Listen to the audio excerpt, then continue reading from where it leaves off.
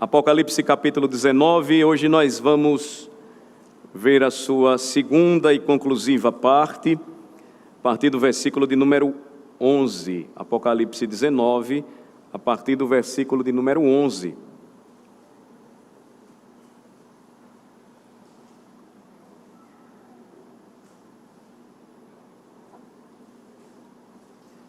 Aqui nós temos, nessa segunda e última parte do capítulo 19, a entrada triunfal do cavaleiro que se chama Fiel e Verdadeiro. Ele está montado em seu cavalo branco e acompanha este cavaleiro neste belíssimo desfile triunfal os seus súditos, os seus soldados.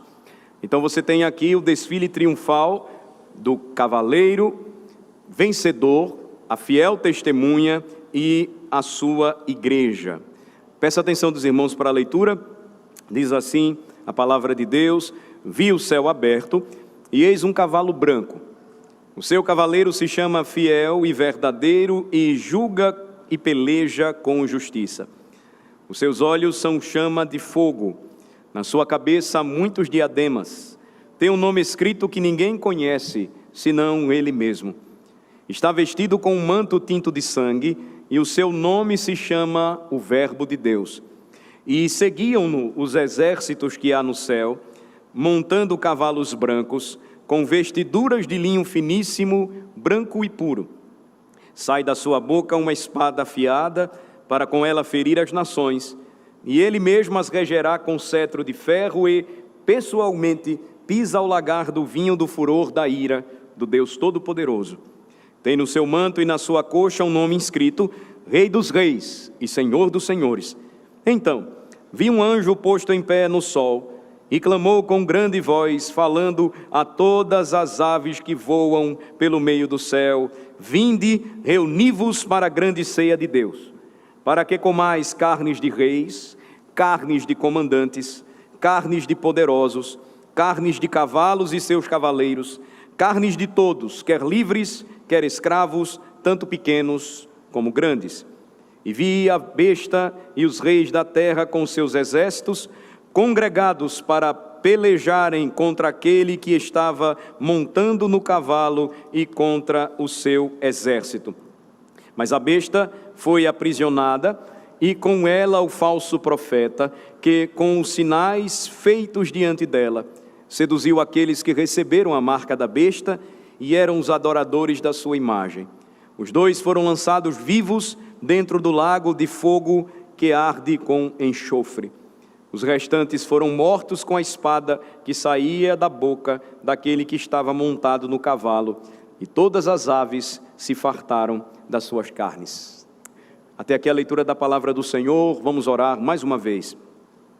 Senhor, nosso Deus e Pai, nesta hora em que, prontos para ouvir a Tua palavra, a escutamos e desejamos, ó Senhor, que venhas mais uma vez, ilumines o nosso coração, falando, Senhor Deus, para o Teu povo. Nesta hora, estamos prontos para escutar o que tens, ó Senhor, para nos dizer. Este é o momento da profecia, da proclamação da Tua palavra. É o momento central deste culto, quando o Senhor nos abençoa e dispensa sobre nós os Teus cuidados, proteção, e fala ao nosso coração através do Verbo de Deus. Nesta hora, Senhor, clamamos por Tua igreja. Clamamos, ó Senhor, que abençoes a Tua igreja, do pequeno ao grande, as famílias aqui reunidas, aqueles que de longe nos assistem, mesmo que não possam estar aqui nesta manhã conosco, aqueles que estão sofrendo a dor do luto, a dor, ó Senhor Deus, da enfermidade, aqueles que estão nos hospitais. Visita, Senhor Deus, o Teu povo. Visita Elaine, ó Senhor, concedendo-lhe plena recuperação. Agradecemos ao Senhor porque tens respondido às nossas orações. Então logo em breve, querendo o Senhor, ela receberá alta. e voltará para a sua casa, para o seu esposo e filho, para o convívio da família e da igreja. Oramos, Senhor, pelos demais enfermos, intercedemos ao Senhor Deus, pelo avanço do Teu reino neste mundo, pelo crescimento da Tua igreja se espalhando sobre a face da terra, pelos nossos governantes, que o Senhor tenha piedade de nós e nos dê governantes que tenham temor do Senhor em seus corações, pelo fim desta pandemia, ó Senhor, que nos concedas, ó Pai, segundo a Tua misericórdia, tempos melhores, felizes, em que nós podíamos andar, ir e vir, sem tantas preocupações em nosso coração. Ajuda-nos, ó Senhor, a enxergar, mais uma vez, por meio da Tua palavra, da Tua verdade, que Tu estás no controle do universo, que guias o Teu povo no decurso da história, e mais uma vez, através da Tua santa palavra, trará conforto, ânimo e desafio e paz para o nosso coração. Oramos assim em nome de Jesus. Amém. Meus irmãos, nós temos aqui, então, a partir do versículo 11, uma das poucas passagens do livro do Apocalipse, onde todos os comentaristas deste livro encontram uma concordância, ou seja, pensam a mesma coisa. Nós temos aqui uma passagem onde os intérpretes, de forma universal, têm a mesma conclusão. O cavaleiro que monta no cavalo branco é aquele que identifica o próprio Cristo. Então, não há dificuldade da maioria dos comentaristas de identificar este cavaleiro aqui, que vem triunfando, que vem cavalgando vitoriosamente com o próprio Senhor Jesus Cristo. E eu queria apresentar pelo menos 3 razões porque não há dificuldade de se chegar a essa conclusão. A primeira delas, observem, no versículo de número 11, é que este cavaleiro é identificado como aquele chamado de fiel e verdadeiro. Versículo de número 11 diz que João vê o céu aberto e ele contempla um cavalo branco, ele vê um cavalo branco.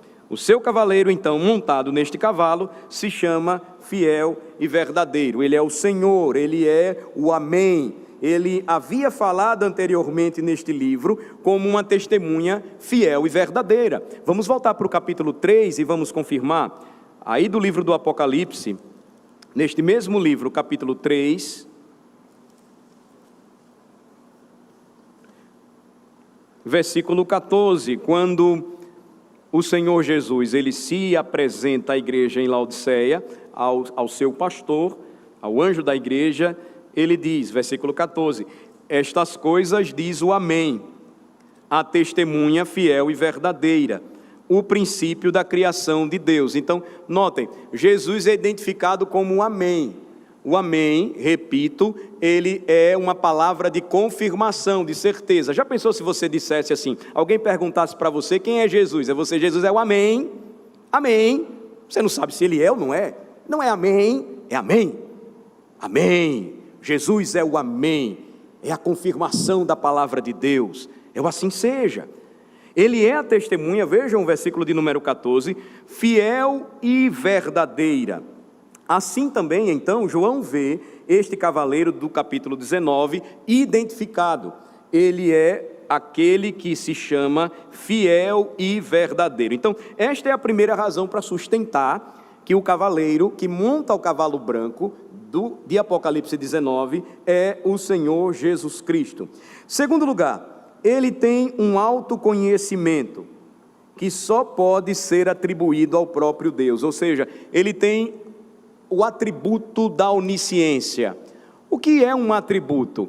É uma qualidade da natureza autoperfeita de Deus. O atributo de Deus é uma qualidade, uma característica da sua natureza autoperfeita. Ele é onipotente, por exemplo, todo-poderoso. Ele é onipresente, ou seja, o Senhor está presente em todos os lugares. Ele é onisciente. Ele tem o autoconhecimento, ele conhece todas as coisas. Como é que eu posso provar isso? Ele tinha um nome escrito, observem, versículo 12, que ninguém conhecia, somente ele mesmo. O versículo de número 12 diz que os seus olhos são como chama de fogo, a ideia de juízo que vem com ele. Na sua cabeça há muitos diademas, então os diademas ou coroas significam na Bíblia e especialmente na literatura apocalíptica: poder, governo, soberania. E então, vejam o seu autoconhecimento. Tem um nome escrito, versículo 12, que ninguém conhece senão ele mesmo. Os crentes redimidos têm um nome análogo a este. Vamos lembrar também, Apocalipse 2, capítulo 2, versículo 17. Você vai perceber como nós estamos ligados ao Senhor. Quando, encerrando a carta à igreja em Pérgamo, o Senhor alerta as igrejas para que ouvissem a sua voz. Apocalipse 2,17: quem tem ouvidos, ouça o que o Espírito diz às igrejas. Ao vencedor, dar-lhe-ei do maná escondido, bem como lhe darei uma pedrinha branca, e sobre essa pedrinha escrito um nome novo, o qual ninguém conhece, exceto aquele que o recebe. Então você tem aí os crentes redimidos tendo um nome análogo ao do Senhor Jesus Cristo. Apocalipse 2,17 nos confirma. Mas veja que isso só ocorre quando Deus nos dá uma pedrinha branca com este nome. Então este autoconhecimento nós não possuímos, mas nós vamos conhecer ou receber do próprio Deus. Ele conhece todas as coisas. Então veja que ele diz apenas: quem recebe sabe o nome, de quem recebe conhece o nome, mas podemos supor aqui que Deus também já o conhecia.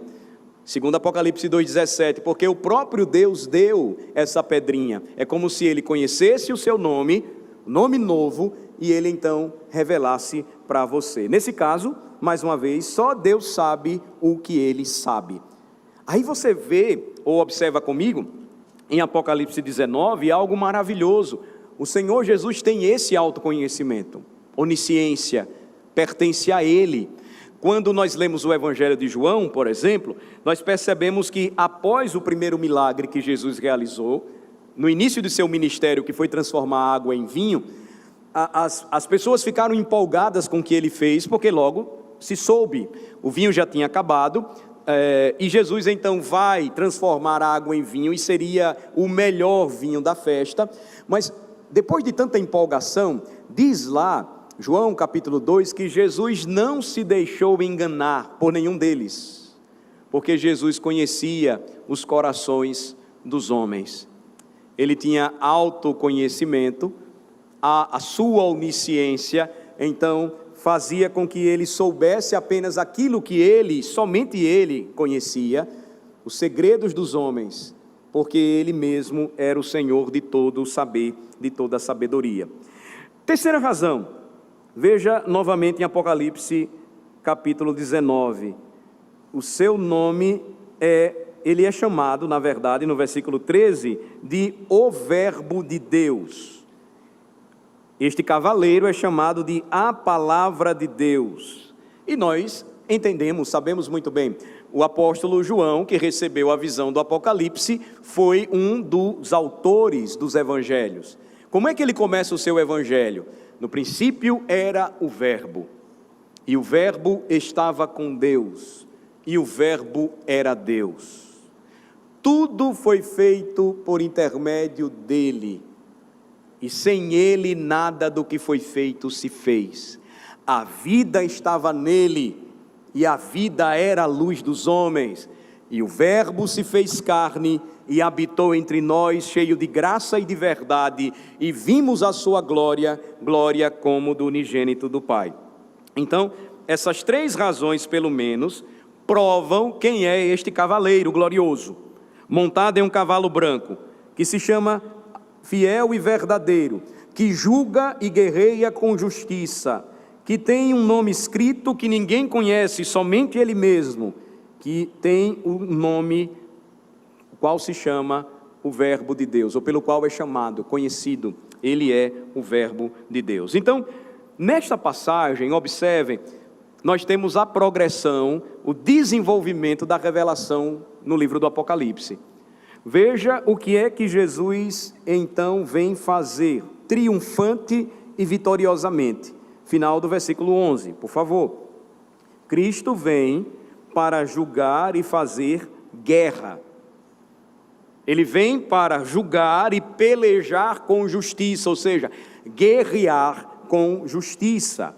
Então, é precipitada a visão que leva muitos intérpretes do Apocalipse 19, ou do capítulo 19 do Apocalipse, de ler a passagem e dizer logo, de imediato, ele está se referindo à segunda vinda de Jesus. No sentido final, sim, nós podemos afirmar, mas não podemos fugir do contexto. Notem como é que a vinda de Jesus, a sua segunda vinda, ela seria preparada com o julgamento que ele anunciou sobre a Jerusalém do primeiro século. Por isso que ele vem guerreando, julgando e guerreando com justiça. Então você tem uma descrição aqui clara de que o julgamento de Deus, o Senhor Jesus Cristo, o Verbo de Deus, a testemunha fiel e verdadeira, começaria ali, especificamente no ano 70 depois de Cristo. O julgamento iria recair sobre a besta e o falso profeta, que nós já identificamos. O falso profeta era uma identificação do falso sacerdócio, uma identificação ao falso sacerdócio, ao judaísmo daquele período, que havia se afastado e muito da revelação bíblica. E a prova é que eles rejeitaram o Messias, eles não receberam o Messias, mas eles o mataram. E a besta então era a descrição do império que dominava naquele tempo, no sentido restrito, seu imperador, no sentido amplo, o sistema, todo o império romano a serviço também do reino de trevas. E ainda nós temos uma outra informação, veja, nós lemos em Atos capítulo 1, versículos 10 e 11, algo interessante. Você tem em Apocalipse 19, Jesus vindo para guerrear, montado em um cavalo branco. Quando Jesus, ele sobe aos céus e ele volta para a presença de Deus, como é que nós ouvimos os anjos falando para os varões galileus? Vamos lembrar, vamos conferir? Atos capítulo 1, versículos 10 e 11. Atos capítulo 1, versículos 10 e 11. Veja que esta passagem fala da segunda vinda de Jesus e ela vai nos informar que o retorno de Jesus, que será de forma física, não ocorrerá montado em um cavalo branco. Veja só o que é que diz Atos 1, versículos 10 e 11. Você não tem nenhuma menção de cavalo aqui. E estando eles com os olhos fitos no céu, Atos 1, versículo 10. Enquanto Jesus subia, lembrem-se, Jesus não subiu montado em um cavalo branco, eis que dois varões vestidos de branco, dois anjos, se puseram ao lado deles e lhes disseram: varões galileus, por que estáis olhando para as alturas? Esse Jesus, que dentre vós foi assunto ao céu, virá do modo como vistes subir. Então você tem uma evidência de que claramente os anjos disseram, do mesmo modo que Jesus subiu, ele iria voltar. Jesus não sobe montado em um cavalo branco. Talvez você pudesse me dizer, pastor, mas o que é que o impediria de voltar assim? Absolutamente nada.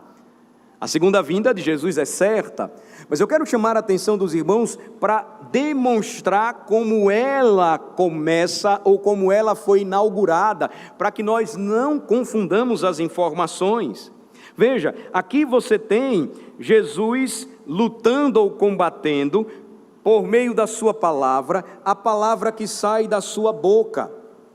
A segunda vinda de Jesus, de forma específica, não envolverá mais a chance ou o momento em que os homens, vendo a sua vinda ou contemplando o seu retorno, vão poder se arrepender. Quando ele voltar a segunda vez, já era. Tudo já está cumprido. Não haverá mais chance para os homens se arrependerem.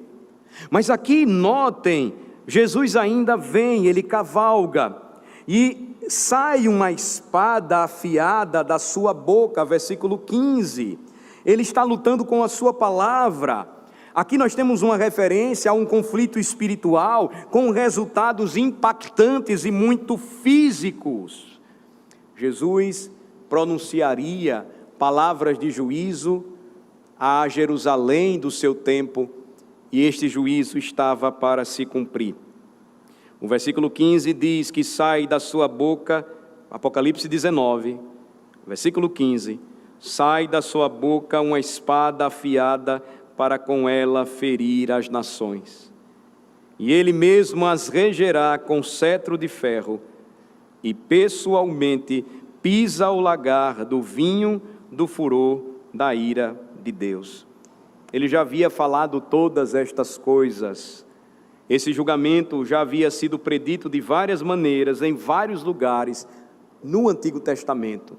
Por exemplo, Isaías capítulo 11, versículo 4, mas julgará com justiça aos pobres, e decidirá com equidade a favor dos mansos da terra. Isaías 11, 4.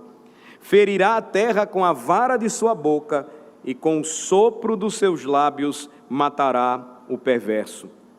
Salmo 2, versículo 9, com vara de ferro as regerás e as despedaçarás como um vaso de oleiro. Abra sua Bíblia comigo em Isaías 63, versículos de 1 a 6, por favor. Isaías 63, versículos de 1 a 6. Essas passagens nos mostram que João está tomando várias imagens de forma inspirada, envolvendo-as, e em um lugar a vara de julgamento é o que sai da boca de Cristo, em outro lugar é a sua espada. Ele pisa o lagar do juízo divino, e Isaías diz que foi porque o dia da vingança estava em seu coração. Isaías 63, versículos de 1 a 6. Quem é este que vem de Edom, de Bosra, com vestes de vivas cores, que é glorioso em sua vestidura, que marcha na plenitude da sua força? Sou eu que falo em justiça, poderoso para salvar. Por que está vermelho o traje e as tuas vestes como as daquele que pisa uvas no lagar? O lagar eu pisei sozinho, e dos povos nenhum homem se achava comigo. Pisei as uvas da minha ira, no meu furor as esmaguei, e o seu sangue me salpicou as vestes e me manchou o traje todo. Porque o dia da vingança me estava no coração, e o ano dos meus redimidos é chegado. Olhei, e não havia quem me ajudasse, e admirei-me de não haver quem me sustivesse, pelo que o meu próprio braço me trouxe a salvação, e o meu furor me susteve. Na minha ira pisei os povos, no meu furor embriaguei-os, derramando por terra o seu sangue. Lucas nos lembra a descrição de Jesus também do que aconteceria com Jerusalém, a Jerusalém do primeiro século. Seriam dias de vingança, cumprindo todas estas profecias, porque dias de vingança são estes, para que se cumpram todas as coisas que estão escritas. Lucas 21, versículo 22. Então, o que temos aqui em Apocalipse 19, o Senhor Jesus, ele vem, ele cavalga triunfantemente, ele vem trazendo juízo, ele peleja com justiça. Existe um exército que o acompanha, nós vimos isso no versículo 14, um exército que há no céu. Eu não identifico como anjos aqui propriamente, mas os santos glorificados. Mas notem, eles são apenas participantes, eles assistem, eles não se envolvem. Isaías 63 profetizou o Filho de Deus, a fiel testemunha, verdadeira testemunha, o Verbo de Deus, pelejaria sozinho, ninguém lutaria por ele ou com ele, somente as suas vestes estariam manchadas de sangue, sinal do seu combate e da sua vitória. O seu povo então o acompanha nesta entrada triunfal. Mas lembrem-se, as suas vestes, segundo Apocalipse 19, elas estavam brancas, limpas, Quem pisou no lagar do vinho do furor da ira de Deus foi apenas um único homem, sozinho, o Cordeiro de Deus, que tira o pecado do mundo. Ele é aquele que pisou as uvas do lagar da ira de Deus. Esse exército, então, que o segue são os crentes, e nós vimos isso em referências a capítulos anteriores, como Apocalipse 14, versículo 4. São os redimidos que o acompanham, mas eles acompanham participando de uma forma que assistem, contemplam e louvam ao Senhor, nosso Deus Todo-Poderoso. Vejam a sua identificação ainda em Apocalipse 19. Depois do versículo de número 15, que nós vemos que pessoalmente ele, nenhum anjo ou homem, pisa ao lagar do vinho do furor da ira do Deus Todo-Poderoso, é aquele que no versículo 16, observem, tem no seu manto e na sua coxa um nome inscrito. Qual é o seu nome? Rei dos Reis e Senhor dos Senhores. Eles são então os cristãos, chamados de eleitos, fiéis. Eles acompanham o Senhor, mas o poderoso guerreiro, o vitorioso guerreiro, repito, é apenas um, o Senhor Jesus Cristo. Embora Jesus seja aquele que executa a ira de Deus, há um sentido sim em que os crentes participam do juízo de Deus, e eu preciso então mencionar. Lembrem-se que em Apocalipse 1, versículo 6, o Senhor os fez reino e sacerdotes. Apocalipse 1, versículo 6, diz: e nos constituiu reino, sacerdotes para o seu Deus e Pai. A ele a glória e o domínio pelos séculos dos séculos.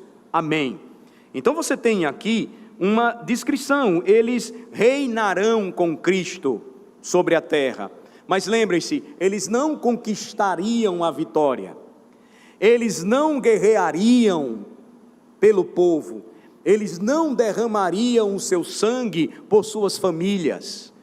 Todos seriam salvos por um só Senhor dos senhores e Rei dos reis. Uma é a espada, e quando Jesus a empunha, como nossa passagem aqui revela, os crentes então participam e acompanham este grande guerreiro. Então nós temos uma participação. A espada do Espírito, diz a Escritura, é a própria palavra de Deus. Mas essa espada, ela não tem poder quando manuseada em nossas mãos, se o Senhor da palavra não operar.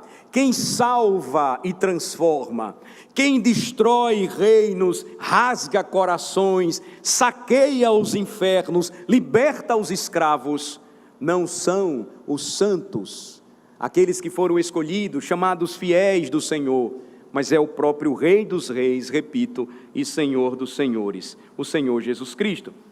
Na sequência, observem, você tem no versículo 17 um anjo posto em pé no sol.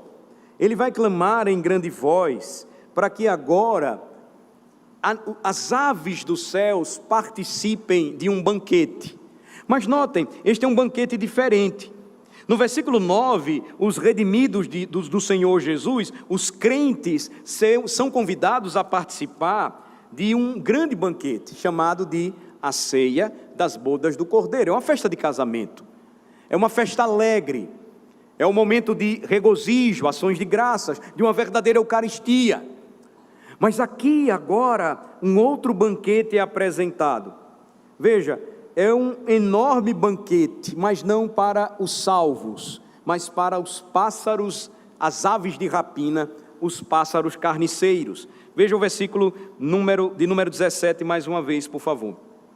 Então vi um anjo posto em pé no sol, e clamou com grande voz, falando a todas as aves que voam pelo meio do céu: vinde, reuni-vos para a grande ceia de Deus, a ceia do grande Deus, para que comais, versículo 18, carnes de reis, carnes de comandantes, carnes de poderosos, carnes de cavalos e seus cavaleiros, carnes de todos, quer livres, quer escravos, tanto pequenos como grandes.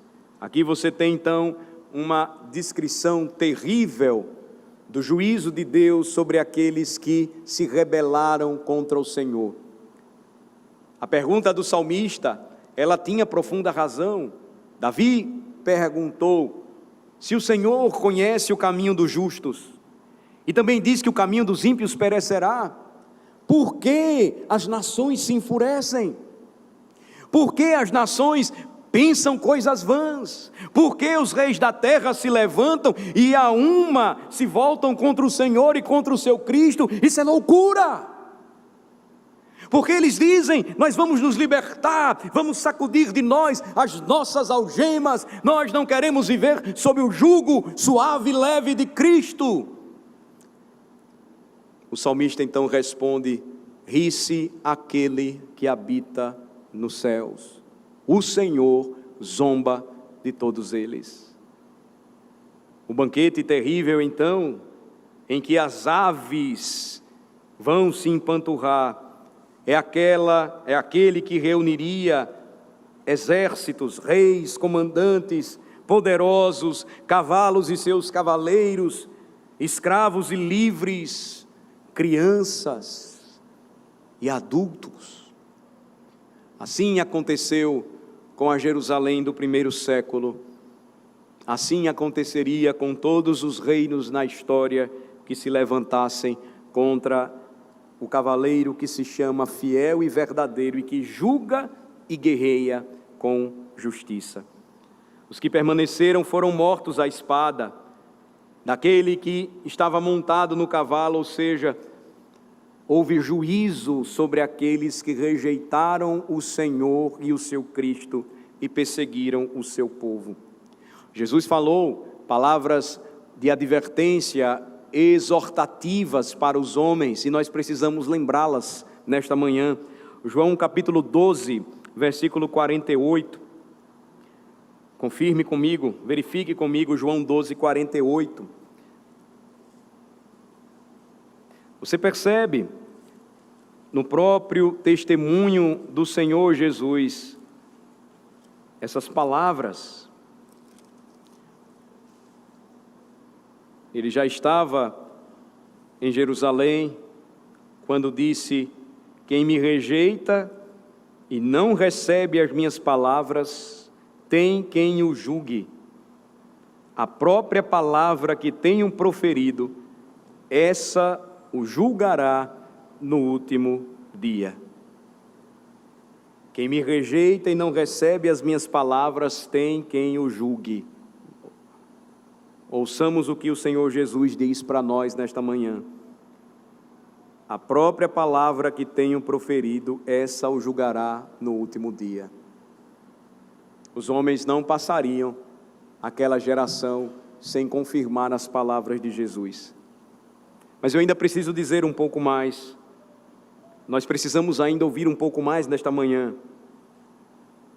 Aqui nós vemos o julgamento sobre o povo judeu, é fato. Então nós passamos a descobrir o que ocorre, porque Satanás ele foi lançado à terra, nós sabemos. O povo de Deus então contemplaria a vitória até mesmo sobre os judeus, porque Satanás estava sendo controlado e dominado pelo próprio Deus. As suas ações, as suas atividades nunca seriam individuais, seriam livres ou independentes. Deus continuaria no controle de toda a situação. Satanás, entretanto, não estaria satisfeito e ele iria se voltar contra a igreja e persegui-la através do Império Romano. A história descreve isso. Jerusalém iria cair no ano 70, mas o Império Romano, agora a besta, se voltaria contra a igreja do Senhor e perseguiria a igreja ferozmente. Mas o que é que o povo de Deus também contemplaria? O Império Romano se levantaria contra a igreja, mas Deus também o destruiria. Nenhum reino, repito, que tenha se levantado contra o Senhor Jesus Cristo permaneceu na história de pé. A visão de Deus então destruindo o Império Romano é uma culminância também encontrada aqui em Apocalipse 19. Veja, em Apocalipse 19, você tem então no versículo 19, e vi a besta e os reis da terra, com seus exércitos, congregados para pelejarem contra aquele que estava montado no cavalo e contra o seu exército. Mas a besta foi aprisionada, e com ela o falso profeta, que com os sinais feitos diante dela, seduziu aqueles que receberam a marca da besta e eram os adoradores de sua imagem. Os dois foram lançados vivos dentro do lago de fogo que arde com enxofre. Os restantes foram mortos com a espada que saía da boca daquele que estava montado no cavalo, e todas as aves se fartaram das suas carnes. Apocalipse 19, então, nos traz a visão do próprio Jesus, cavalgando um cavalo branco e saindo para vencer toda e qualquer oposição que se levantasse contra ele. Então, quando eu disse aos irmãos que Apocalipse 19 não pode ser visto sem esses detalhes, é porque ele nos prepara para algo maior, melhor e triunfante. Quando lemos a história, porque o Senhor está aqui derrotando todos os que estão em seu caminho, que se opõem a Ele em seu caminho, nós podemos pensar imediatamente que esta visão significa apenas julgamento, que ela se limita apenas a juízo, porque nós vemos apenas sangue, nós olhamos e vemos muito sangue, nós olhamos e vemos carne de homens, reis, soldados, comandantes, crianças, adultos. É uma cena terrível, é algo absurdo, mas precisamos lembrar também a linguagem que está por trás do livro do Apocalipse. Ela traz figuras, ela traz símbolos. A história se cumpre, e nós sabemos disso. O ano 70 confirma tudo o que o Senhor Jesus falou. A sua extensão confirma que o maior império que o mundo já conheceu, o Império Romano, também cairia, e ele caiu. Mas João diz claramente em Apocalipse 19, versículo de número 15, mais uma vez, por favor, observem, que Jesus cavalga neste cavalo branco, e de sua boca sai uma espada afiada. Aqui Jesus literalmente não está pegando uma espada e golpeando os seus inimigos até a morte. Nós precisamos lembrar disso. Ele tem o direito de fazer isso, mas não é sobre isso especificamente que João está se referindo aqui. Ele está falando sobre uma espada, observem mais uma vez, que sai da boca de Jesus, que sai da boca do próprio verbo de Deus. Ora, verbo implica comunicação, fala, pronunciamento de palavras, proclamação, pregação. Então, ele está aqui se referindo a uma espada que na imagem bíblica é muito comum, figurativamente, quando se refere à palavra de Deus, à verdade de Deus. Todos nós sabemos que a espada do Espírito é a palavra de Deus. E aqui, o que nós temos também? Jesus agora proclamando a palavra de Deus, montado em um cavalo branco, sai e vence toda a oposição. Apocalipse 19, então, fala sobre a vitória em Jesus, a vitória da igreja em Cristo Jesus. Aqui nós temos uma descrição da grande comissão sendo cumprida. E Jesus não vai voltar segunda vez se a grande comissão não for atendida e cumprida pelos crentes. Ele iniciou esta grande comissão. Ele comissionou os seus discípulos para que fizessem outros discípulos de todas as nações. Apocalipse 19 então nos mostra que todas estas coisas então de fato deveriam acontecer. Mas então pode surgir a pergunta entre nós: se Deus vai destruir os perseguidores, judeus ou outros, romanos, então seu reino será aquele que conquistará as nações. Mas como isso se tornaria possível? É justamente a partir do capítulo 19 que nós somos preparados para o próximo capítulo, que vai nos explicar o significado do milênio. O que seria este milênio? Notem, Jesus está agindo na história. Jesus, pela poderosa palavra afiada que sai da sua boca, cavalga triunfantemente, conquistando as nações. Deus está restringindo Satanás, e ele não poderá mais enganar as nações. É o que nós vamos ver no próximo capítulo. A palavra de Deus vai conquistar as nações, não Satanás. Satanás pode ser ainda um elemento ativo no mundo, mas com respeito ao engano das nações, ele seria contido pelo avanço do Evangelho. Ele está amarrado, ele está preso em cadeias. Esse é o sentido do que Jesus falou para os seus discípulos em Mateus capítulo 12. A chegada do cavaleiro montado em seu cavalo branco amarraria o valente. Então, o que acontece no final da história? Veremos que, embora haja uma apostasia final, Jesus retornará em juízo, apresentando um novo céu e uma nova terra, onde habita a justiça. Nesse momento, ele enxugará toda a lágrima de nossos olhos. O problema é que, quando nós estudamos o livro do Apocalipse, a tendência é pensar que essa apostasia final, ela ainda viria. Na verdade, Apocalipse está tratando de seu acontecimento aqui, mas também da inauguração de um novo reino aqui, do avanço do Evangelho a partir daqui, e nós não podemos crer em nada menos do que isso. Isso deve ter sido, irmãos, um grande encorajamento para um velho apóstolo preso em uma ilha chamada Patmos.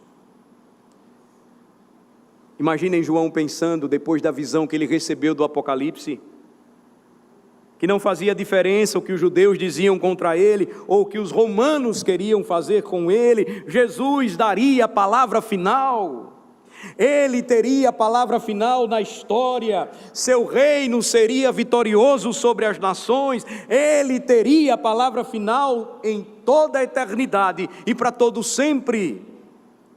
Imaginem o apóstolo então recebendo estas palavras consoladoras e dizendo: de fato ele vai enxugar todas as lágrimas dos meus olhos, ele vai me consolar. Tudo o que eu passei, toda a tribulação que eu enfrentei, terá valido a pena. Apocalipse 19, portanto, meus irmãos, nos mostra Jesus cavalgando agora. Não é algo para o futuro, é algo que já começou. Apocalipse 19 nos mostra Jesus cavalgando agora, conquistando as nações e toda a oposição por meio da palavra que sai da sua boca.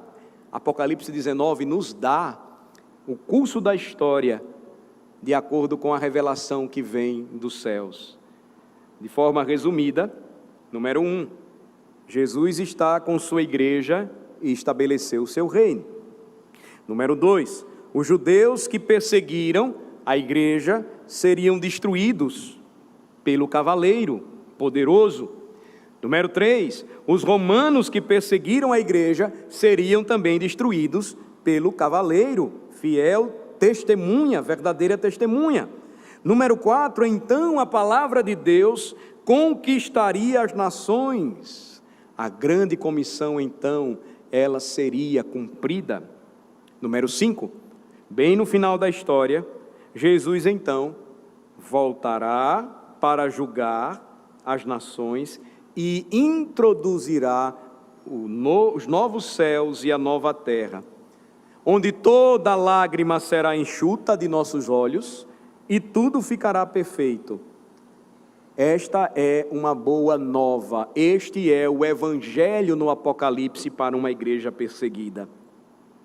Devemos, portanto, ser encorajados que este não é um livro para se deixar de lado, não é um livro para ser ignorado e não é um livro para ser mistificado. Ele fala de realidades espirituais que foram cumpridas no decurso da história do povo de Deus e continuam a se cumprir. É assim que nós devemos ver o livro do Apocalipse.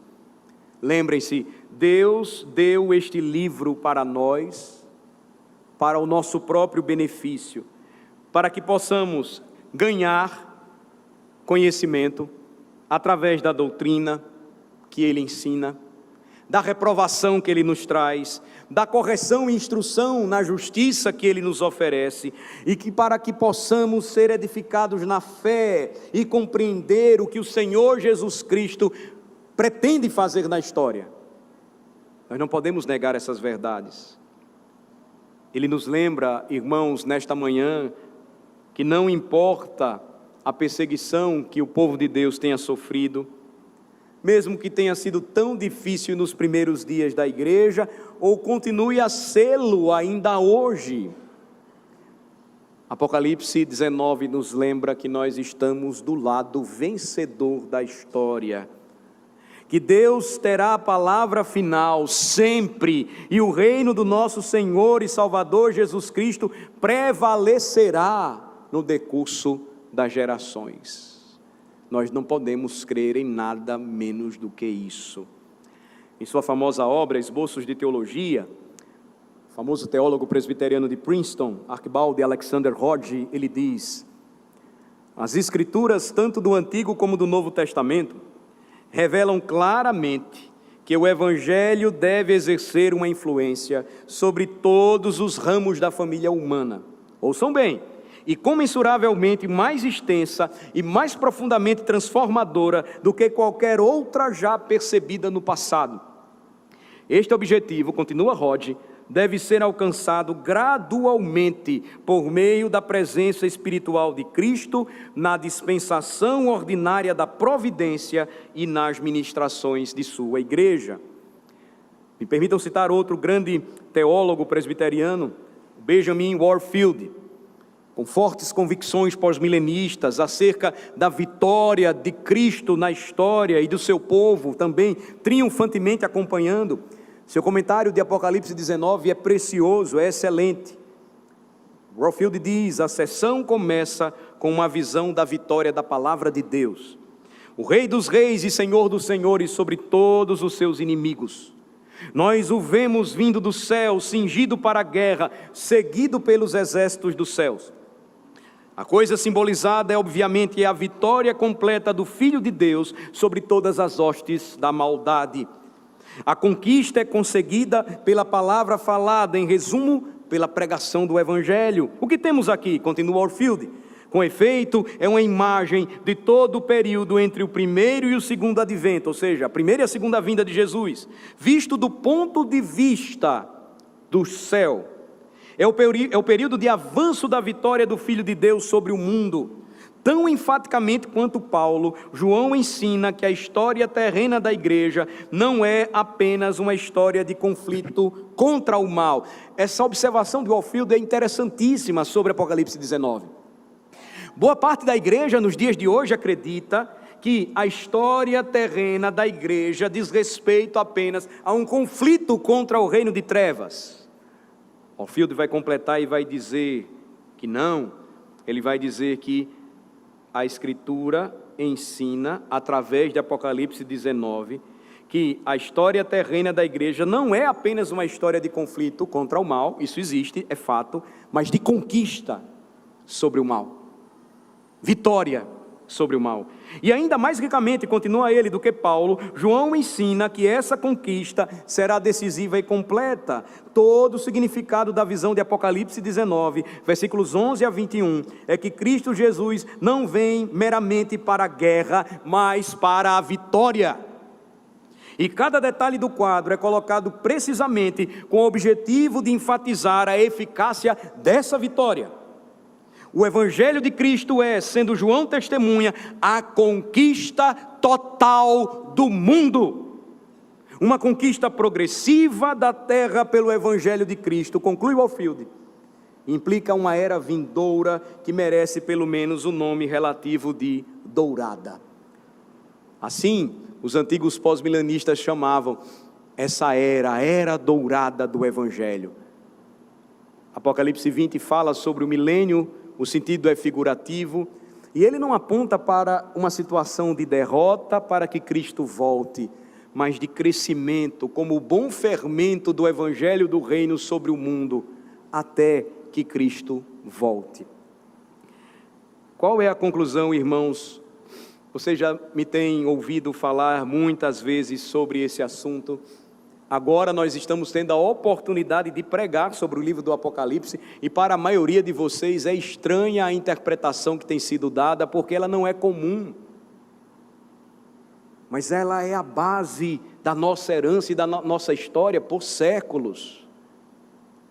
William Carey, Hudson Taylor, David Livingstone, todos estes grandes missionários criam nessa mesma palavra e por isso morreram pela pregação do Evangelho em lugares distantes como a Ásia e a África.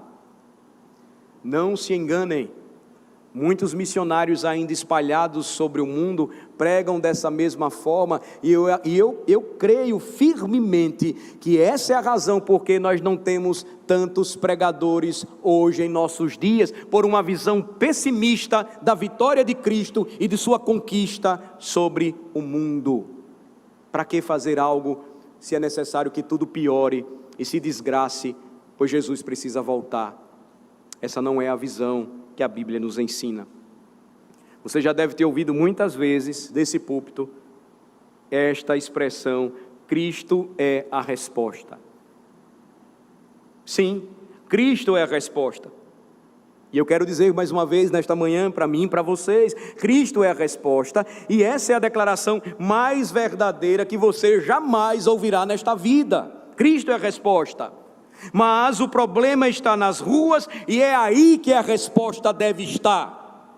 O problema está no Congresso Nacional, e é lá que a resposta deve estar. O problema está nos tribunais e no Supremo Tribunal Federal, e é lá que a resposta deve estar. O problema está na mídia, nas artes, no entretenimento, e é lá que a resposta deve estar. O problema está em nossa educação, e como nós temos colocado os nossos filhos nas mãos do diabo, e é lá que a resposta deveria estar, e nós não nos preocupamos com isso. O problema está em nossos púlpitos, e é então dele que a resposta deve vir. Cristo é a resposta para o mundo. A resposta não deveria estar trancada em um cofre nos seminários de teologia. A resposta não deveria estar sepultada nos livros grossos dos teólogos em suas bibliotecas, por mais inteligentes que sejam, como se estivessem ali dissecando insetos. Não. A resposta deve estar espalhada pelo mundo. E quem fará isso, senão aqueles que devem fielmente cavalgar atrás do Cristo? Portanto, meu irmão, Apocalipse 19 nos lembra nesta manhã o que nós devemos fazer. Nós devemos sair em forma de obediência. Por isso que nós cultuamos a Deus com este objetivo. Por isso que o culto a Deus deve ter essa característica mesmo, de forma, de ordem, de preparação. Nós estamos adorando o Senhor de toda a terra. Nós não estamos aqui para brincadeira, nem para fazer nada que seja sem sentido ou vazio. Nós entramos para adorar e devemos sair em forma de obediência. Devemos sair na forma de Jesus Cristo, vestido nele e aceitável por causa dele. Nós devemos então perceber, com base na passagem desta manhã, que os cristãos são as mãos e os pés de Cristo na terra hoje. Repito, quem são as mãos e os pés de Cristo no mundo hoje? Somos nós. Mas se você estiver aqui nesta manhã e disposto a aceitar o seu papel enquanto cristão, a sua missão enquanto crente, com alegria e gratidão, não se esqueça, lembre-se de que também as suas mãos e os seus pés precisam ser perfurados. Não há cristianismo sem sofrimento, não há vitória sem luta, não há conquista sem combate, sem perdas e sem dor. Lembrem-se, meus irmãos amados, um servo nunca será maior do que o seu Senhor. Vamos orar. Ó Senhor, abençoa o teu povo, aplicando a tua santa palavra ao seu coração nesta manhã. Que gloriosa passagem é a do Apocalipse 19, Senhor, e fala do triunfo do nosso Cristo conquistando as nações, poderoso cavaleiro, fiel testemunha, verdadeira, o Verbo de Deus, Rei dos reis e Senhor dos senhores. Por seu sangue ele conquistou o seu povo, ele continua a triunfar e a derrotar os seus e os nossos inimigos. Ó Senhor, dá-nos a graça de sermos as mãos e os pés do nosso Cristo nesta terra, de entender onde a resposta clara do Teu Evangelho deve estar, não trancada em nossas casas, não trancada em nossos templos ou bibliotecas teológicas, mas em nossa vida, em nosso chamado e missão enquanto crentes. Assim, Senhor, esperaremos de forma correta o retorno do Rei. Assim faremos discípulos de todas as nações. Assim creremos que nenhum sofrimento deste tempo presente pode ser comparado à glória que um dia será revelada em nós, quando o Senhor Jesus voltar segunda vez e resgatar o seu povo para todo sempre. Em nome de Jesus oramos. Amém.